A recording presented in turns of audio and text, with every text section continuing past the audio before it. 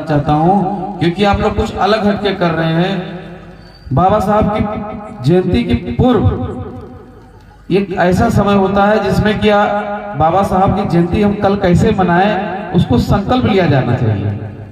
मेरे सामने ये बात आई है कि बाबा साहब की जयंती क्यों मनाई जाएगी। अगर हम पहले से थोड़े समय दिमाग में हमारे रहेगा तो हम और सम्मान के साथ बाबा साहब की जयंती मनाएंगे, क्योंकि बाबा साहब की जयंती पूरे विश्व में सबसे ज्यादा मनाने वाले वह महापुरुष शख्स का नाम है।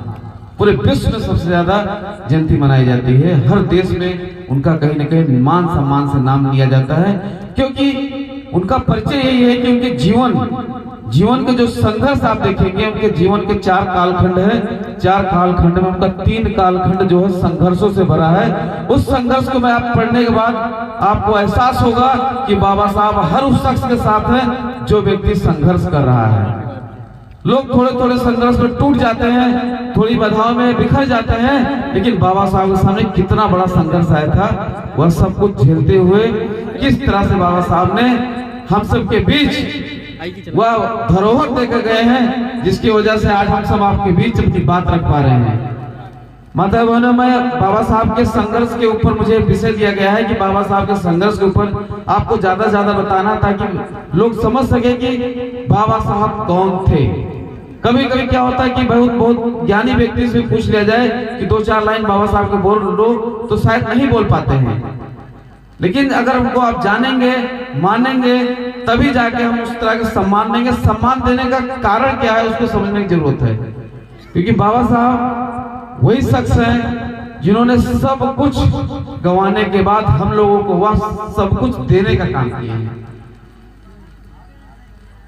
कल सबसे पहले काम तो आप लोग यही करिएगा कि जो भी गांव की रैली निकलती है, सुबह सुबह प्रभात फेरी निकलती है, उसमें सब लोग एक संगठित होकर एक बार शामिल होने का काम करिए। क्योंकि उससे क्या होगा कि आप जब संगठित होकर जब शामिल होंगे उसमें, तो पूरे समाज में मैसेज जाएगा, हाँ कि ये किसी विशेष व्यक्ति के सम्मान में सब लोग एक साथ निकल रहे हैं। क्योंकि जहां हमारी आस्था रहती है, जहां से हमारा सम्मान होता है, वहां हमें जरूर इस सम्मान को करना चाहिए। उसके बाद मैं आपको थोड़ी जानकारी देना चाहता हूं, क्योंकि देखिए हर जगह छोटा ग्राम से निकलता हुआ जो प्रभात फेरी है बड़े बाजार कस्बों में पहुंचता है, वहां बड़ा एक सर्कस है। इस बार 2-4 वर्षों से ऐसा हो रहा है कि उसको महारैली में भी किया जा रहा है। तो जो युवा साथी अपने यहाँ से निकलने के बाद दुबोलिया पहुंचते हैं या विशेषगंज पहुंचते हैं, मैं चाहूंगा इस बार ऐसा व्यवस्था किया गया है कि लगभग 1 लाख लोगों की टीम पूरा विक्रम जोत से लेके छावनी होते हुए हर्रैया जो सबसे बड़ा बौद्ध विहार है वहां पर उसका विलय होना है। इस बीच में लगभग 1 लाख लोग पूरा एक तरफ से हाईवे में शामिल होते हुए प्रदर्शित करना है, क्योंकि बाबा साहब ने कहीं कहा था कि संगठित होने का।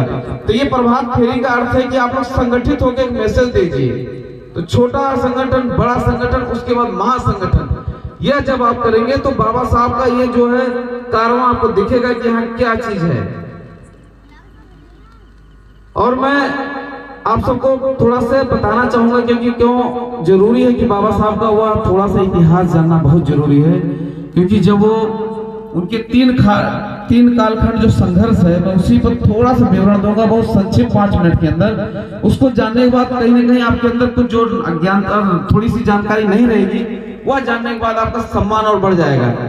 क्योंकि बाबा साहब वही शख्स है जिनके इलाज के अभाव में या छुआछूत के अभाव में मतलब उनकी माता जी का स्वर्ग मतलब वो हो जाता है, निर्माण हो जाता है। 3 बच्चे अभाव में, इलाज के अभाव में उनका जो है शहीद हो जाना होता है, बलिदान हो जाते हैं उनके बच्चे।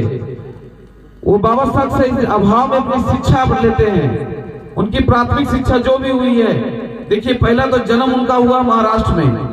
सोच लीजिए उस वक्त जब उनके पिताजी अंग्रेज के शासन में सूबेदार थे, सूबेदार होने के बाद जब उनके बच्चे पढ़ नहीं पाते थे, तो उस अंग्रेजी की गुलामी में कितनी बड़ी एक और गुलामी थी कि सोच लीजिए सूबेदार के बच्चे के साथ इतनी बड़ी सुविधा हो सकती थी, तो आम वंचित, शोषित, दलित, पिछड़ों का क्या हाल रहा होगा, वह समझने की जरूरत है।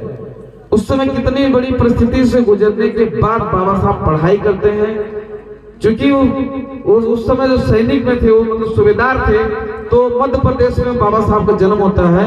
लेकिन ज्यादातर उनकी शिक्षा जब वहां से जब रिटायर हो जाते हैं तो महाराष्ट्र जब पहुंचते हैं, तो महाराष्ट्र में जो उनकी पढ़ाई शुरू होती है, जूनियर, इंटर, उसके बाद अपना वो बीए करने के बाद जब वो विदेश में जाते हैं, ये संघर्ष वहां उसके स्कूली बात तो कई जगह आप सुने होंगे, लेकिन जब विदेश में जाते हैं, सोचिए कि विदेश की पढ़ाई कितनी महंगी होती है, कैसे वो पढ़े होंगे अपने प्रतिभा के दौरान, और कैसे स्कॉलरशिप पाते हैं, पढ़ाई करने के पीछे उनका क्या जज्बा रहता है, और उनके परिवार धीरे धीरे टूट बिखर रहे थे, उसके बाद भी वो अपने लक्ष्य को क्यों नहीं छोड़ते हैं?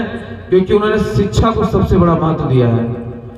जीवन में उनके जो 5 सबसे बहुमूल्य चीज थे, उसमें सबसे पहला उनका शिक्षा था। दूसरा चीज उनके जो सबसे बड़ी बात थी कि उनका जो है किसी भी उस समय जो भी दिक्कतें होती है, उसके पीछे संघर्ष कैसे किया जाए, उस पे बात होती है, और उसको संगठन को कैसे, संघर्ष को कैसे संगठित होके हम उसको सफल बनाए, इस पे उनका ज्यादा ध्यान होता था। तो बाबा साहब के बारे में मैं ही बताना चाहूंगा कि उनकी जब विदेशों से शिक्षा होके आते हैं, तब भी उनका संघर्ष होता है। वहां से लौट के जब आते हैं अपने देश में, तब भी वो सोच लीजिए कि जब आते हैं तो बड़ौदा के महाराजा जी जब उनको सैन्य सचिव का पद देते हैं, तब भी भेदभाव का शिकार होते हैं। उनको रहने तक का घर नहीं दिया जाता है। तो ये कितनी बड़ी उसमें छुआछूत की भावना थी। यहाँ तक कि काम में भी जो है हर तरह से उनको नेग्लेक्ट किया जाता था, उनको जो है अलग कर दिया जाता था। वो कितना मतलब सोच लीजिए उनके बाबा साहब के विचारों में मतलब वो रहा होगा, कितना उनमें दृढ़ शक्ति रहेगी, वो टूटे नहीं कभी। उनका तब भी संघर्ष रहा, लेकिन अंग्रेजों का जो गुलामी का उठा, जब भारत आजाद होता है, भारत की आजादी के बाद जब ये स्थिति आती है कि देश कैसे चलेगा, इस देश को जैसे मतलब कोई सिस्टम होना चाहिए, तो सिस्टम को करने के लिए एक कानून व्यवस्था होनी चाहिए कि लोकतंत्र कैसे स्थापित हो, जनता का जो है कैसे न्याय व्यवस्था सही हो पाए।